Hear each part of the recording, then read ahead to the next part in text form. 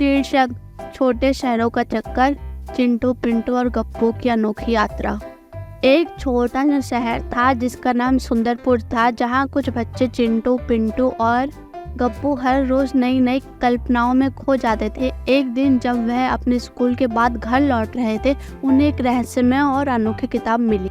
यह किताब एक प्राचीन ग्रंथ था जिसे लोगों ने बहुत समय से नहीं देखा था। किताब में लिखा था कि छोटे शहरों का चक्कर लगाकर जहाँ भी जाओगे वहाँ कुछ अद्भुत होगा। चिंटू पिंटू और गप्पू ने एक दूसरे से उत्साहित होकर तय किया कि यह किताब उन्हें किसी जादू यात्रा ले जाएगी।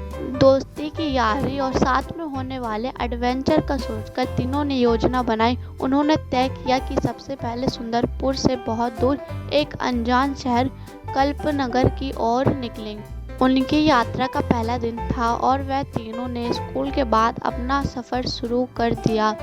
रास्ते में उन्होंने अनेक रोचक लोगों से मुलाकात की। एक साधु बाबा से लेकर एक हवाई जहाज के पायलट तक हर कोई उनको यही कहता था कि यात्रा में मस्ती है, बस ईमान से चलो।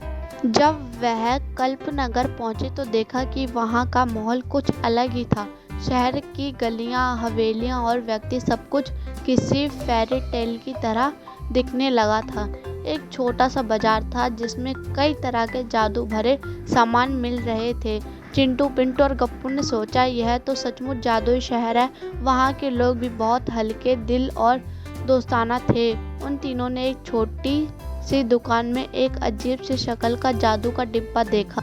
दुकानदार ने उनको बताया कि यह डिब्बा किसी प्राचीन समय का है जो कई सालों से दुकान में है। उन तीनों ने सोचा कि इस डिब्बे से कुछ कमाल होगा और उसे खरीद लिया। जब वह डिब्बा खोला तो बाहर एक प्यारा सा छोटा सा ड्रैगन निकला। ड्रैगन उन तीनों के साथ अब हर कदम पर साथी बन गया। उसका नाम था स्पार्की। अब चिंटू पिंटू गप्पू और स्पार्की ने मिलकर कल्पनगर के हर कोने कोने को देखा। वहाँ के प्राचीन महल, जादू भरे वनस्पतियों और सुंदर तालाबों में खोसे गए।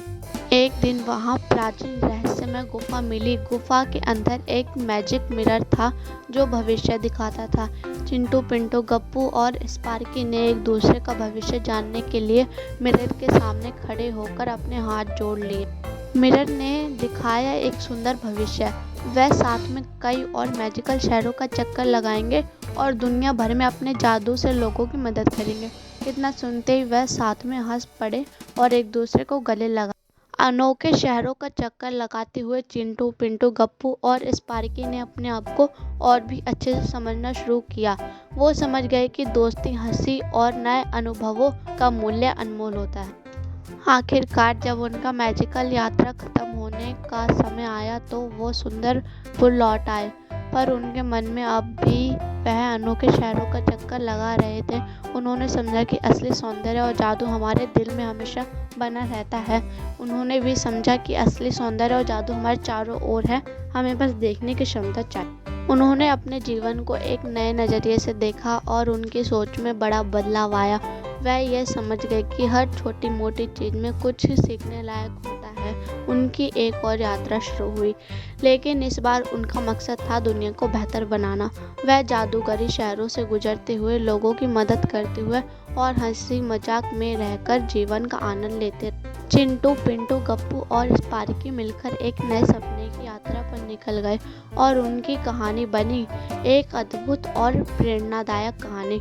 उनका सफ़र था एक अज्ञात चीज़ से लेकर आत्मविश्वास का। इस कहानी से हमें यह सीखने को मिलता है कि जीवन को आनंदित और मायावी बनाने के लिए हमें अपने आसपास के सौंदर्य को महसूस करना चाहिए और हमें हर दिन को एक नए अनुभव के रूप में देखना चाहिए।